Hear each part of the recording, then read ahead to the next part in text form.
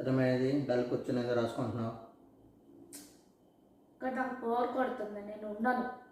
నేను ఇండియా వెళ్ళిపోతాను, నన్ను ఇండియా పంపించేసి. అవునా? ఓకే, పంపిస్తా. సరే, నేను 1,00,000 చెప్తా, రాసుకో. చెప్పు. రెంట్ 1,20,000. మన క్రెడిట్ కార్డ్ బిల్లు కనీసం అదొక 1,20,000. ఇంకా ఫోన్ బిల్లులు, వైఫై బిల్లులు, ఆ బిల్లులు, ఈ బిల్లులు అన్నీ కలుపుకొని అదొక కనీసం ఒక 30,000. మొత్తం ఎంత అయింది? 2,70,000.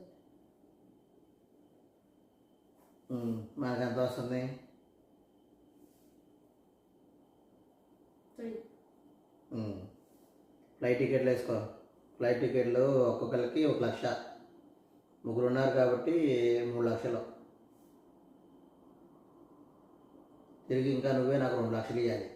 ఈ 2,00,000 తెచ్చుకొని అప్పుడు ఆడికి కావాలంటే ఆడికి వెళ్ళి. సరేనా?